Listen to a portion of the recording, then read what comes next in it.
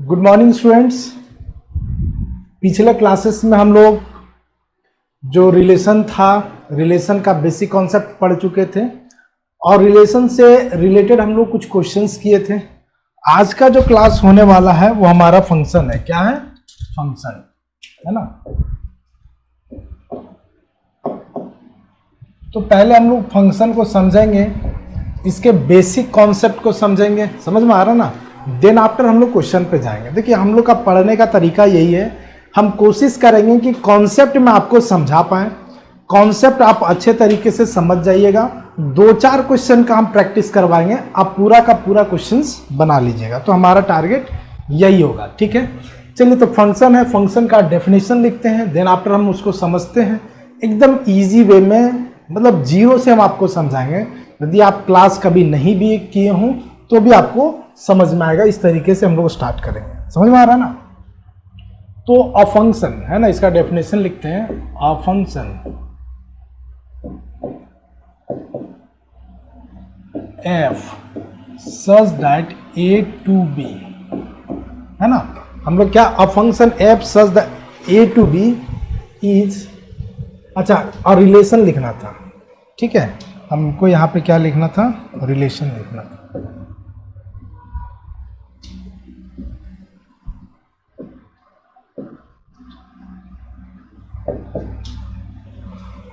A relation f such that a to b is said to be a function if कुछ condition होगा। पहला condition क्या होगा?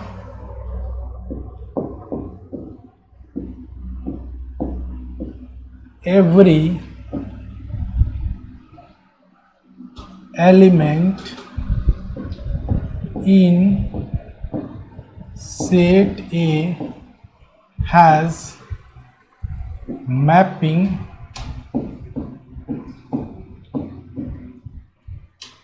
है ना, A का mapping with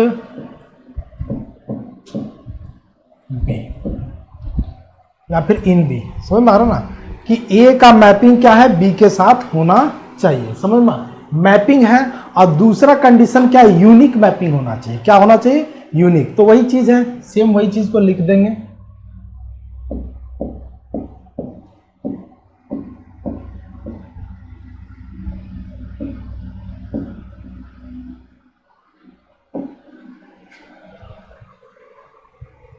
every element in set A has unique mapping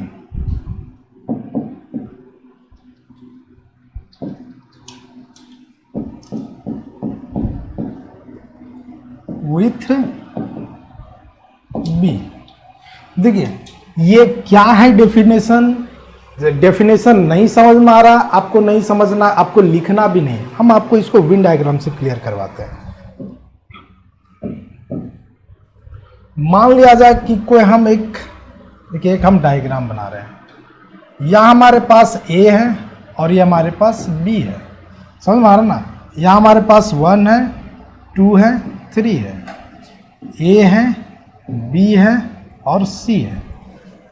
क्या बोला है? Unique mapping. पहले सबसे पहली बात, जो जो कंडीशन होना चाहिए, फंक्शन होने का क्या क्या कंडीशन होना चाहिए वो भी चीज़ हम बताएंगे। अभी जो डेफिनेशन है वो भी बताएंगे।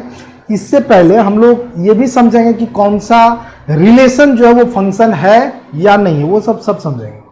तो देखिए 1 का मैपिंग A के साथ, 2 का मैपिंग B के साथ, 3 का मैपिंग C के साथ। तो पहला कंडीशन क्या कहता है कि सेट A का जितना भी एलिमेंट है, सेट B के सारे एलिमेंट के साथ उसका मैपिंग हो जाना चाहिए। मतलब ऐसा हम लोग बोल सकते हैं कि 1 का रिलेशन किसके साथ है? A के साथ। 2 का रिलेशन किसके साथ है? B के साथ। 3 का रिलेशन किसके साथ है? C के साथ। कंडीशन क्या है? हो गया। समझ में आ रहा ना। दूसरा कंडीशन हमारे पास देखो तो every element in set A has unique mapping. 1 का मैपिंग सिर्फ A के साथ है। समझ में आ रहा ना। 2 का मैपिंग सिर्फ और सिर्फ B के साथ है। 3 का मैपिंग सिर्फ और सिर्फ C के साथ है। तो ये हमारे पास क्या हुआ, हर एक एलिमेंट सेट ए का अपना एक यूनिक मैपिंग है, किसमें, सेट बी में, तब हम लोग इस फंक्शन को क्या बोला जाएगा, इस रिलेशन को क्या बोला जाएगा, फंक्शन बोला जाएगा। समझ में आ रहा ना। देखा जाए तो ये कैसे लिखाएगा, 1 A 2 B 3 C। समझ में आ रहा ना। चलिए और भी हम लोग लेकर के देखेंगे, अभी इतना से क्लियर नहीं होता है, ठीक है। अभी हम एक एक करके लेकर के देखेंगे बहुत सारा। यहाँ पे हमारे पास है दिस इज 1 2 3, यहाँ पे A और B, ठीक है। तो देखा जाए अब हम ऐसे करते हैं, समझ में आ रहा ना, ऐसे करते हैं। अब देखो इधर का सारा एलिमेंट का मैपिंग है इधर के एलिमेंट के साथ, समझ में आ रहा ना। अब देखा जाए 1 का मैपिंग किसके साथ है, A के साथ, समझ में आ रहा ना। 1 का मैपिंग किसके साथ है, A का, मतलब 1 के लिए यूनिक कौन हुआ, A। 2 के लिए भी हमारे पास यूनिक कौन हुआ, A, समझ में आ रहा ना। और 3 के लिए भी हमारे पास यूनिक, 3 के लिए यूनिक कौन हुआ, हमारे पास B। तो ये भी हमारे पास क्या है, ये भी हमारा क्या है, एक फंक्शन है। समझ में आ रहा ना। इसको हम लोग कैसे लिखेंगे, 1A 2A और 3। क्या समझ में आ रहा है। कुछ और लेते हैं, यहां 1 2 3 A B C D। देखिए इसका इसके साथ, इसका इसके साथ, इसका। तो क्या कंडीशन है, सेट A का सारा एलिमेंट का मैपिंग हो जाना चाहिए। सेट B का भी हमारे पास कोई कंडीशन नहीं दिया है, समझ में आ रहा ना। ये हमारे पास सेट A है, ये हमारे पास सेट B है, ये हमारे पास सेट A है, ये हमारे पास सेट B है। सेट A के सारे एलिमेंट का मैपिंग हो जाना चाहिए, वो भी मैपिंग कैसा, यूनिक मैपिंग होना चाहिए, ठीक है। सेट B का कोई एलिमेंट रह जाए उससे कोई दिक्कत नहीं है, समझ में आ रहा ना। सेट A का कोई भी एलिमेंट खाली नहीं होना चाहिए, समझ में आ रहा है, कोई भी एलिमेंट खाली नहीं होना चाहिए। इसको हम लोग कैसे लिख सकते हैं, दिस इज 1A 2B और 3C।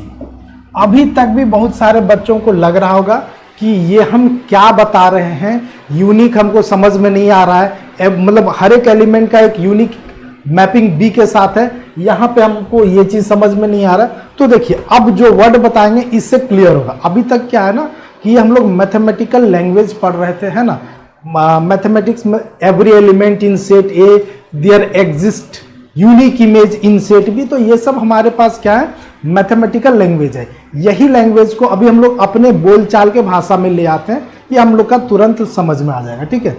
चूंकि हम लोग मैथ्स पढ़ रहे हैं, फंक्शन पढ़ रहे हैं, हमको बनाना पड़ेगा तो मैथमेटिकल लैंग्वेज में, तो इसीलिए अभी हम इसको कुछ लिख दिए। अब समझना है अपने माइंड में आपको कैसे रखना है, उस चीज के लिए हम यहाँ पे बात करते हैं। सबसे पहली बात हमको चेक करना है कि कौन सा रिलेशन फंक्शन है या नहीं। रिलेशन ही फंक्शन होता है, समझ में आ रहा ना। तो उसके लिए देखिए एक हम लोग टेक्निक इजाद किए हुए हैं, आपको समझना पड़ेगा। अब यहाँ पे A और B लिखते थे ना, यहाँ पे हम लिख देते हैं मदर, और यहाँ पे हम लिखते हैं डॉटर।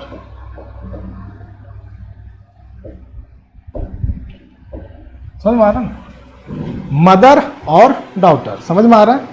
मतलब सेट, चलो इसको पहले,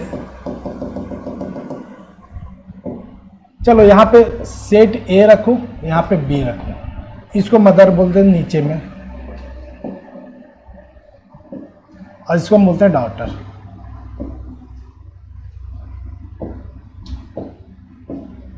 क्लियर है। यहाँ पे हम लेते हैं 1 2 3, यहाँ पे लेते हैं A B C, समझ में आ रहा ना। अब देखिए यहाँ पे फिर से हम वही चीज बोल रहे हैं, देखो इसका रिलेशन इसके साथ, इसका रिलेशन इसके साथ, इसका रिलेशन इसके साथ। अब कैसा रिलेशन है, तो देखो यहाँ पे हमारे पास एक मदर है A जिनकी डॉटर का नाम है 1, एक मदर है B जिनकी डॉटर का नाम है 2, एक मदर है C जिनकी डॉटर का नाम क्या है 3। मतलब ये भी नहीं समझ में आ रहा था, ऐसे समझो कि एक माँ की एक बेटी हो सकती है, पॉसिबल है। एक माँ की एक बेटी हो सकती है, पॉसिबल है। एक माँ की एक बेटी हो सकती है, पॉसिबल है। ये रिलेशन पॉसिबल है, तब ये हमारे पास क्या कहलाएगा, फंक्शन। क्या कहलाएगा, फंक्शन। समझ में आ रहा है ना। पहला देखिए अभी हम लोग जब यहाँ पे लिखेंगे ना, बहुत सारा लिखेंगे। दूसरा, अभी हम लोग यहाँ पे आते हैं और यहाँ पे आते हैं। ये हमारे पास A है, ये हमारे पास B है, यहाँ 1 है, 2 है, 3 है, और यहाँ हमारे पास A है और B है। इसको फिर से हम लोग बोलेंगे मदर और इसको बोलेंगे डॉटर।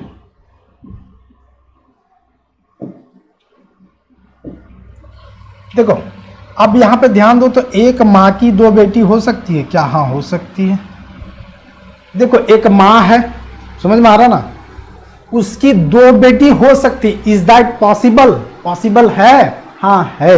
एक माँ की 2 बेटी हो सकती, 3 बेटी हो सकती, 1 बेटी हो सकती है, नहीं भी हो सकती है। समझ में आ रहा ना? तो एक माँ की 2 बेटी हो सकती है, एक माँ की 1 बेटी हो सकती है, मतलब ये रिलेशन हो सकता है। इसीलिए हमारे पास क्या है? ये फंक्शन है। क्या समझ में आ गया? चलिए और हम कंडीशन लेते हैं तीसरा।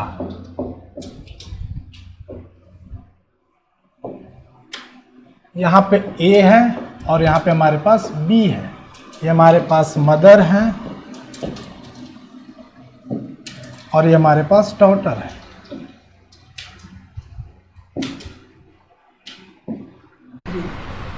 ठीक है, तो ये हमारे पास सेट A और सेट B, ये देखा जाए। अब क्या हम लोग यहाँ पे देखने वाले हैं कि अब हमारे पास क्या आ गया? 2 है ना। अब यहाँ पे 2 एक बेटी है जिसकी 2 माँ हो जा रही है। 2 माँ कौन है? एक A और एक C। तो क्या ऐसा रिलेशन पॉसिबल है कि एक बेटी को 2 जन्म देने वाली माँ जन्म देगी? देखिए यहाँ पे बहुतों का बहुत क्रॉस क्वेश्चन आ सकता है कि हाँ सर, मतलब अपना जो है आप 11th-12th में तो उस हिसाब से बोल सकते हैं कि 2 माँ हो सकती है ना, एक जन्म देने वाली और एक पालन करने वाली। तो यहाँ पे जो भी आपको बताया जा रहा है वो क्या है? जन्म देने वाली माता के बारे में। तो क्या कि एक बेटी की 2 जन्म देने वाली माता हो सकती है? नहीं हो सकती है। समझ में आ रहा ना? तो इस हिसाब से ये हमारे पास क्या हो जाएगा? नहीं होगा। क्या होगा? ये फंक्शंस नहीं होगा, मतलब ये रिलेशन फंक्शन नहीं होगा। क्या क्लियर है? उम्मीद करते हैं कि आप लोग को समझ में आ गया होगा। चलिए चौथा पार्ट में हम बढ़ते हैं। अभी देखिए इसको हम आपको आपके लैंग्वेज में समझा रहे हैं, देन आफ्टर इसको मैथमेटिकल लैंग्वेज। पहले क्या था? मैथमेटिकल लैंग्वेज, जो काफी टफ था, समझ में नहीं आ रहा, आपके भाषा में समझा दे रहे हैं। उसके बाद हम लोग चले जाएंगे मैथमेटिकल लैंग्वेज पे। क्लियर है ना? चलिए यहाँ पे एक और इमेज हम बनाते हैं। ये हमारे पास क्या है? Set A। ये हमारे पास क्या है? Set B। समझ में आ रहा ना? सेम उसी तरीके से यहाँ पे हम क्या लिखेंगे? मदर और यहाँ पे डॉटर।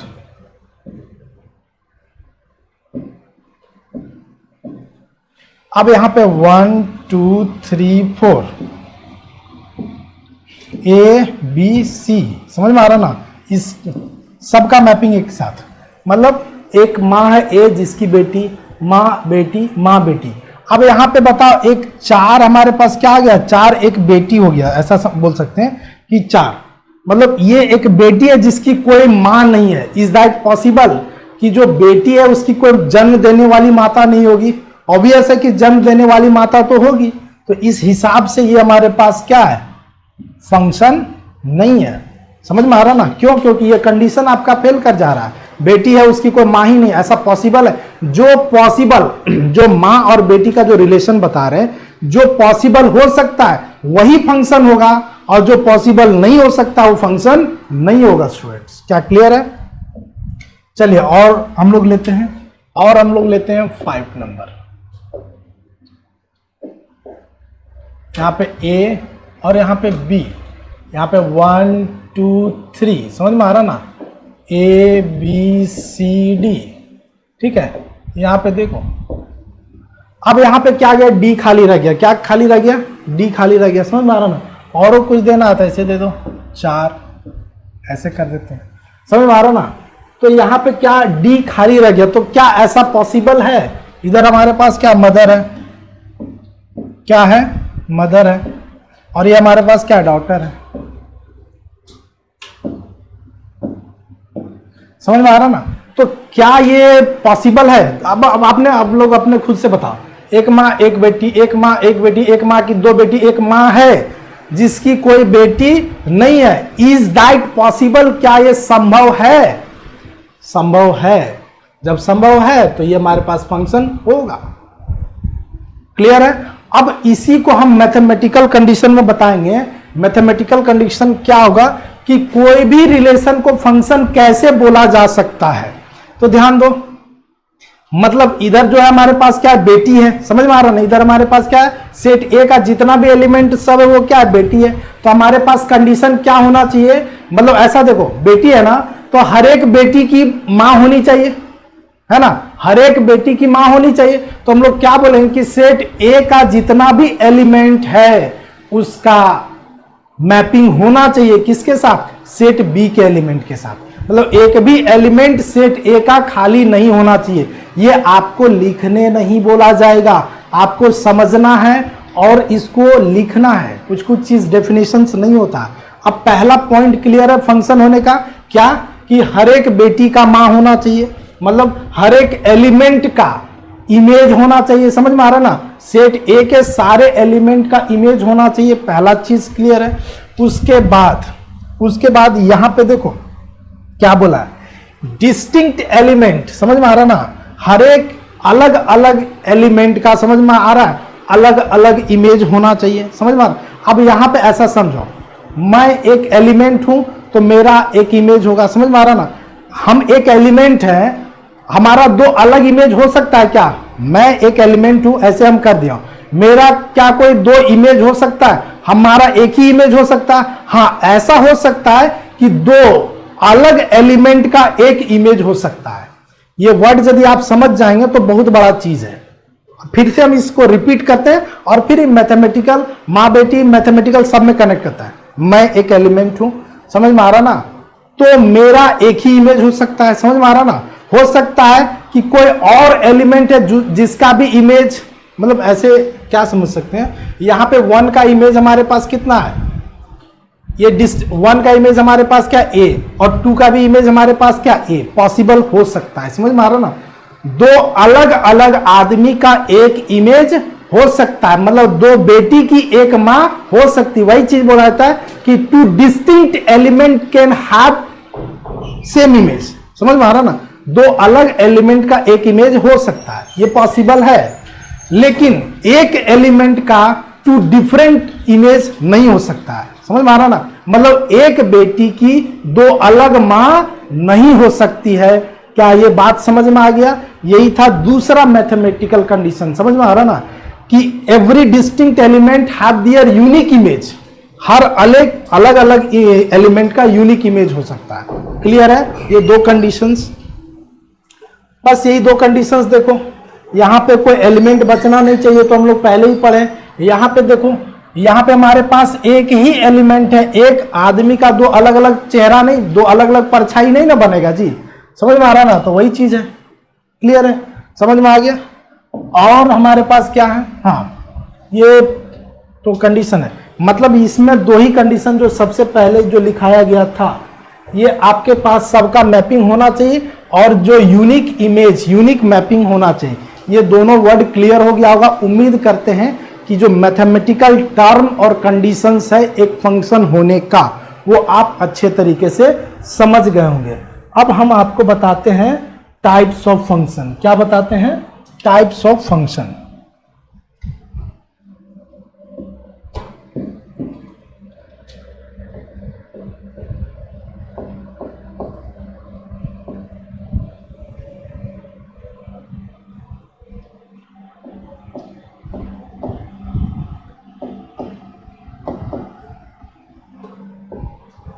क्या बताएंगे?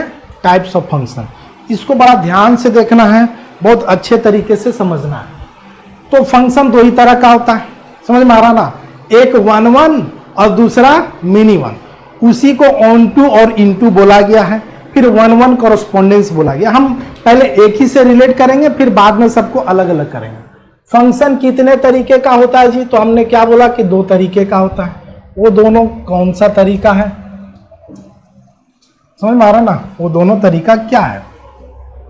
तो फंक्शन हमारे पास जो होगा वो 1-1। अच्छा, इससे पहले, इसको बताने से पहले 1-1 और मिनी 1 फंक्शंस बता दे क्या? चलो यहीं पे क्लियर करवा देते हैं। क्या होगा? 1-1 1-1 और दूसरा हमारे पास क्या होगा, मेनी वन। क्या होगा,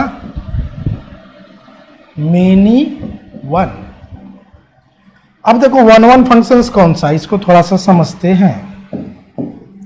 वन वन फंक्शंस कौन सा है और मेनी वन फंक्शंस कौन सा है, इसका भी पहले हम, ये भी अब आगे जाकर के दो पार्ट में डिवाइड होगा, समझ में आ रहा ना, ये भी आगे जाकर के आपका दो पार्ट में डिवाइड होगा, उसको हम लोग पढ़ेंगे। ये भी हमारे पास आगे आकर के दो पार्ट में डिवाइड होगा।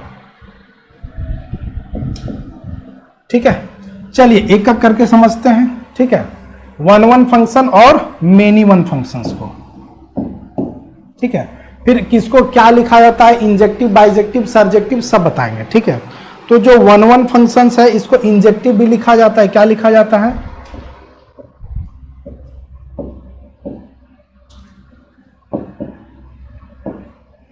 तो वन वन फंक्शंस किसको बोलेंगे, एकदम समझिए। यहां पे हमारे पास ए है और यहां पे हमारे पास बी है, समझ में आ रहा ना। ये वहां 1 2 3, यहां पे हमारे पास ए है, बी है और सी है। सबका अपना एक एक इमेज हो, समझ में आ रहा ना। हर एक एलिमेंट का सेट ए का, हर एक एलिमेंट का सेट बी के साथ अपना इमेज हो, तो ये हमारे पास क्या कहलाएगा, वन वन। मतलब एक का एक के साथ ही रिलेशन, एक का एक के साथ ही रिलेशन, मतलब वन का वन के साथ रिलेशन, वन का वन के साथ रिलेशन, वन का वन, तो इसीलिए इसको क्या बोला गया, वन वन बोला गया। समझ में आ रहा ना। इसको हम लोग ऐसे भी लिख सकते हैं, 1 2 3 A B C D। देखो इसका इसके साथ रिलेशन। अब यहाँ पे D जो है उसका किसी के साथ रिलेशन नहीं है, उससे कोई मतलब नहीं है, लेकिन वन का A के साथ, 2 का B के साथ, 3 का C के साथ, तो ये हमारे पास क्या हो गया, वन वन रिलेशन। क्या हो गया, वन वन। अब जो वन वन नहीं होगा वही मेनी वन होगा। तो मेनी वन कैसे, चलो मेनी वन का हम लोग यहाँ पे बनाते हैं 2 ठो। चलो यहां पे हमारे पास 1 2 3, यहां पे हमारे पास A और B, तो देखो ऐसे रिलेशन है। क्या ये वन वन है, वन वन नहीं है, तो जो रिलेशन वन वन नहीं होता वही रिलेशन क्या होता है, मेनी वन होता है। समझ में आ रहा ना। तो कहने का मतलब है मेनी का रिलेशन वन के साथ है। मेनी मतलब 1 और 2, एक को ही एक बोलेंगे, यहाँ पे 1 और 2, दो चीज आ गया, 2 एलिमेंट आ गया, तो 2 एलिमेंट को क्या बोले, मेनी। मेनी का रिलेशन वन के साथ हो तभी हमारे पास क्या कहलाया, ये मेनी वन कहलाया। समझ में आ गया, क्लियर होगा। चलो एक और इसका हम ले लेते हैं, A और B, यहां पे भी A और B, यहां पे है मान के चलो 1 2 3 A B C। समझ में आ रहा ना। देखो ये भी हमारे पास क्या है, मेनी वन है। अब यहां पे C का कोई मैपिंग है ही नहीं, मतलब C एक माँ है जिसकी कोई बेटी नहीं, तो ये पॉसिबल है। समझ में आ रहा ना। तो उम्मीद करते हैं कि ये समझ में आ गया होगा। अब यही दोनों हमारे पास नीचे में लिखाएगा, समझ में आ रहा ना। तो वन वन फंक्शन आपको समझ में आ गया स्टूडेंट्स, क्लियर है, कोई दिक्कत नहीं है। अब वन वन के साथ, अब वन वन तो क्लियर हो गया। अब वन वन के बाद हमारे पास आता है ऑन टू। क्या आता है, ऑन टू। ऑन टू और दूसरा हमारे पास आता है इन टू। यहां पे भी हमारे पास आएगा ऑन टू और यहां पे हमारे पास आएगा इन टू। क्या क्लियर है।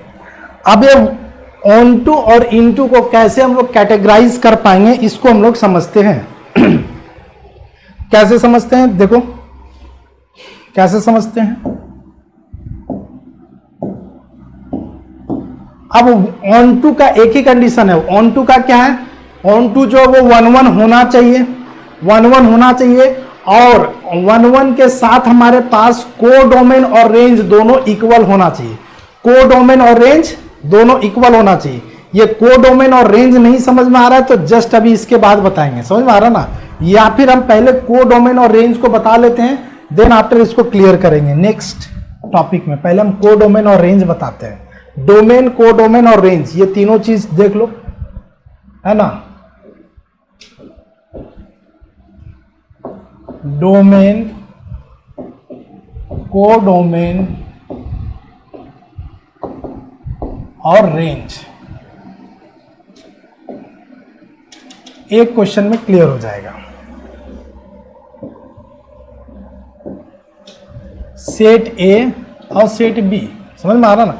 तो सेट ए का जितना भी एलिमेंट है 1 2 3 ए बी सी, समझ में आ रहा ना, और डी ऐसा बोल सकते हैं, इसका इसके साथ, इसका इसके साथ, इसका इसके साथ।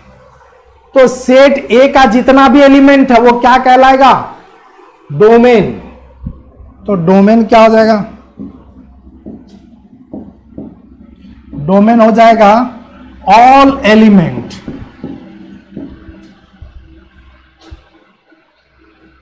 ऑफ सेट ए। तो सेट ए में कौन कौन है? 1 2 और 3। ये हमारे पास क्या हो गया? डोमेन। फिर तुम्हारे पास आता है कोडोमेन। कोडोमेन,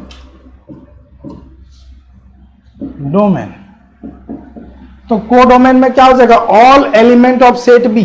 समझ में आ रहा है ना? All element of set B. Set B का कितना एलिमेंट है? ए बी सी और डी। रेंज क्या कहलाएगा? Range all element of set A related with, all element of set A related, क्या बोल सकते हैं? Related with set B. मतलब सेट ए का जिसके, मतलब सेट ए का जितना भी एलिमेंट है सेट बी के साथ, जितने भी एलिमेंट के साथ रिलेटेड है, वही हमारे पास क्या कहलाएगा? कोडोमेन। तो बताओ सेट ए का मतलब 1 का रिलेशन किसके साथ है? ए का, 2 का रिलेशन किसके साथ है? बी का, और 3 का रिलेशन किसके साथ है? सी का। तो हमारे पास रेंज में क्या हो जाएगा जी? दिस इज ए बी और सी। और कुछ होगा? मतलब 1 का रिलेशन किसके साथ? ए, देखो 2 का रिलेशन बी के साथ और 3 का रिलेशन सी के साथ। तो ये हमारे पास क्या कहलाएगा? रेंज कहलाएगा। मतलब जो रिलेटेड होगा वही रेंज कहलाएगा, जो रिलेटेड नहीं होगा वो रेंज नहीं कहलाएगा। चलिए यहां पे हम लोग वही चीज आते हैं। तो इसमें से देखा जाए ऑन टू फंक्शन क्या होगा? अब इसका हम कोडोमेन और रेंज पूछेंगे। एक हम लिखते हैं, पहले देखो यहां पे हम इसका ए और बी 1 2 3 ए बी और सी। यहां पे ऑन टू का कंडीशन क्या होता है? कोडोमेन और रेंज इक्वल होना चाहिए। क्या होना चाहिए? कोडोमेन। तो कोडोमेन हमारे पास कितना है? A B C. क्या है?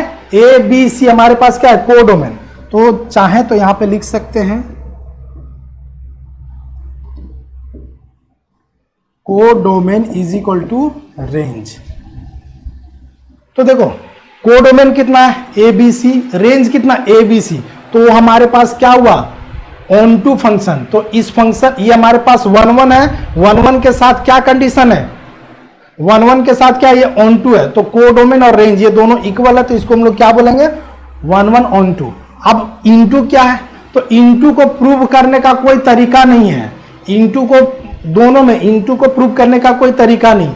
आप ऑन टू प्रूव कर दो, जो ऑन टू नहीं होगा वही इनटू होगा। तो ऑन टू कौन नहीं होगा? एक हो सकता है इससे ज्यादा हो जाए। समझ में आ रहा ना? एक हमारे पास देखो ये वाला जो फंक्शन है ये हमारे पास क्या हो जाएगा? इनटू हो जाएगा। क्या हो जाएगा? इनटू। क्या क्लियर है? तो इसके लिए हम लोग लिखेंगे, क्या लिखेंगे? ध्यान दो। 1 2 3 ए बी सी और डी। तो यहां पे हो गया। तो ये जो फंक्शन है इसमें कोडोमेन और रेंज इक्वल नहीं है। क्यों? क्योंकि कोडोमेन लेंगे तो ए बी सी डी हो जाएगा। समझ में आ जाएगा? क्या हो जाएगा? ए बी सी डी हो जाएगा। समझ में आ रहा ना? और रेंज लेंगे तो ए बी सी होगा। तो जो ऑन टू नहीं होगा वही हमारे पास क्या होगा? इनटू हो जाएगा। तो ध्यान रहे कि 1 1 को इंजेक्टिव बोला जाता है, 1 1 ऑन टू को क्या बोला जाता है? बाइजेक्टिव बोला जाता है। क्या बोला जाता है? बाइजेक्टिव बोला जाता है स्टूडेंट्स। और इसको सर्जेक्टिव भी बोला जाएगा। क्या बोला जाएगा? सर्जेक्टिव।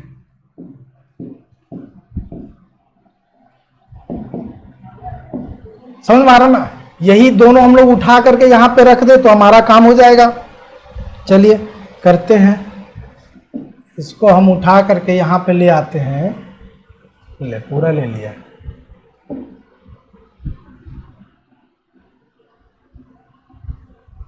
हाँ, यहाँ पे हम इसको ले आए, समझ में आ रहा ना।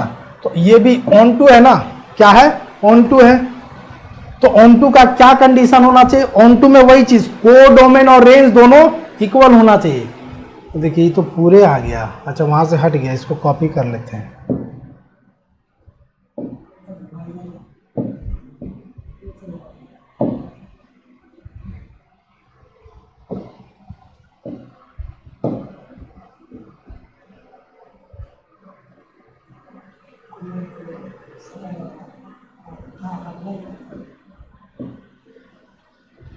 हाँ देखिए,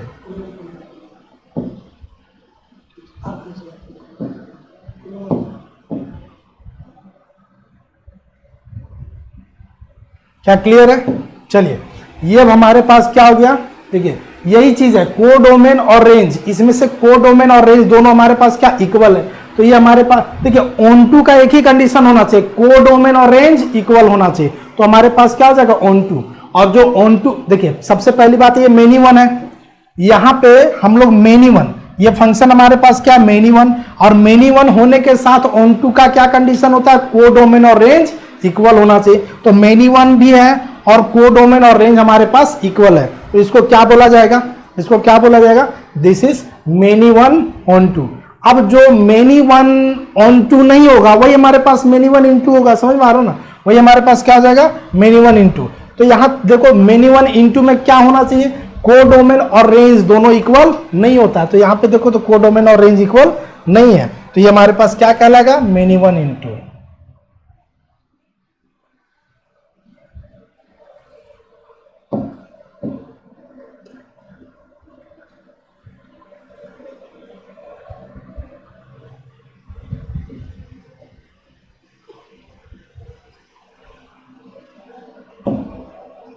चलो आ नहीं रहा, इसको डायरेक्ट हम लिख देते हैं, समझ में आ रहा ना, उतना झमेला करने से कोई फायदा है नहीं। 1 2 3 समझ में आ रहा ना, ए बी और सी, यहाँ पे हमारे पास ये हो गया। अब देखिए ये आपका सारा का सारा कॉन्सेप्ट क्लियर हो जाना चाहिए कि वन वन कौन, जो वन वन और मेनी वन, जो वन वन होगा समझ में, जो वन वन नहीं होगा वो क्या होगा, मेनी वन होगा। क्लियर है। अब मेनी वन में भी हमारे पास ऑन टू और इन टू, वन वन में भी हमारे पास ऑन टू और इन टू। तो वन वन में ऑन टू कौन होगा, कोडोमेन और रेंज जिसका इक्वल होगा, और जिसका कोडोमेन और रेंज इक्वल नहीं होगा और वन वन होगा तो हमारे पास क्या कहला जाएगा, इन टू कहला जाएगा। सेम उसी तरीके से यहाँ पे जब सर्जेक्टिव का कंडीशन में आएंगे तो मेनी वन, ठीक है, मेनी वन होने के लिए फंक्शन पहले मेनी वन होना चाहिए। मेनी वन होने के बाद यदि हमारे पास कोडोमेन और रेंज इक्वल हो गया तो मेनी वन ऑन टू हो गया, और जो मेनी वन है और ऑन टू नहीं है तो वो क्या कहलाएगा, इन टू कहलाएगा।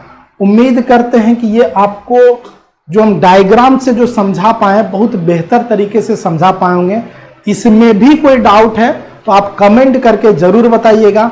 हम नेक्स्ट क्लासेस में क्या करवाएंगे कि इसी का अलजेब्रिक फॉर्म में इसको कैसे लिखेंगे। देखिए कोशिश कीजिए यदि आप जो आपके पास सेट गिवन होगा उसको आप इस डायग्राम में ले आइएगा तो आप आसानी से लिख सकते हैं। कुछ और क्वेश्चंस करवा दें क्या, चलिए कुछ प्रैक्टिस करवाते हैं, अभी टाइम है काफी, थोड़ा सा कुछ क्वेश्चंस का प्रैक्टिस करवाते हैं। आपको बताना है कि ये कौन सा फंक्शन है और क्या है, समझ में आ रहा ना। चलिए कुछ क्वेश्चंस लेते हैं हम। एक हमारे पास दिया हुआ है, ठीक है, ए है बी है, ठीक है, ए बी सी डी दिया है, ए बी सी डी, और दिया P Q R S, P Q R S. तो ए का क्यू के साथ, बी का पी के साथ, सी का आर के साथ, ये एस के साथ। तो अब बताओ स्टूडेंट्स ये कैसा फंक्शन है, ये कैसा फंक्शन है। तो सबसे पहली बात है कि पहला आपका आंसर सबका एकक के साथ मैपिंग है, तो ये हमारे पास कैसा फंक्शन है, वन वन फंक्शन है। कैसा फंक्शन है, वन वन। और वन वन के साथ भी एक है क्या, कोडोमेन और रेंज इक्वल है क्या, सबका मैपिंग है तो वन वन है। और 1 1 के साथ इसको हम लोग क्या बोल सकते हैं, दिस इज 1 1 ऑन टू। तो इसी को कहीं पे आपका 1 1 कॉरस्पॉन्डेंस बोला जाता है या फिर बाइजेक्टिव बोला जाता है। क्या बोला जाता है, बाइजेक्टिव। तो उम्मीद करते हैं कि पहला क्लियर हो गया होगा। चलिए दूसरा क्वेश्चन हम लेते हैं। दूसरा क्वेश्चन हमारे पास है x और y हमारे पास कोई सेट है, a है, b है, c है,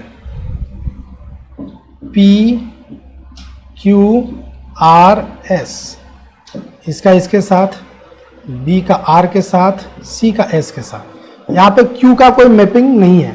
ये बताइए कैसा फंक्शन है, ये कैसा फंक्शन है। तो ये हमारे पास 1 1 है, हाँ 1 1 है। क्यों, क्योंकि सबका मैपिंग है। एगो छूट गया, मतलब क्यू नहीं है, मतलब कोडोमेन और रेंज इक्वल नहीं है। तो इसको हम लोग क्या बोल सकते हैं, 1 1 इंटू फंक्शन। क्या समझ में आ गया, 1 1 इंटू बोल सकते हैं। चलो एक और हम लोग क्वेश्चंस लेते हैं।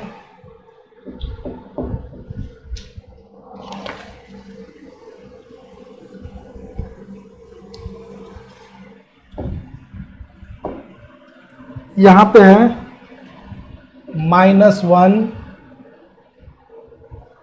2 5 8 और 11, ठीक है। यहाँ पे 4 6 और 8, ठीक है। तो -1 का 6 के साथ, फिर 11 का भी 6 के साथ, फिर 2 का 4 के साथ, 5 का 8 के साथ और 8 का भी 8 के साथ। बताइए कैसा रिलेशन है। इधर वाला सब मैपिंग है, उधर भी हमारे पास कोई खाली है नहीं। तो देखो एक हमारे पास आ गया कि -1 और 11 का हमारे पास क्या है, 6 है। तो ये सीधा क्या है, मेनी 1 है। क्या हमारे पास है, मेनी 1। अब ये मेनी 1 में कैसा है, मेनी 1 तो है। अब कोडोमेन और रेंज इक्वल है क्या, तो हम लोग इसको बोल सकते हैं this is many 1 onto. अब यहां पे एक बच जाता तो उसको क्या बोलते हैं, मेनी 1 इंटू। तो आज का प्रैक्टिस यहीं पे समाप्त करते हैं। नेक्स्ट क्लासेस में अलजेब्रिक को लेकर के मिलेंगे, फिर एक्सरसाइज पे आएंगे और आपका फंक्शन कंप्लीट होगा। धन्यवाद।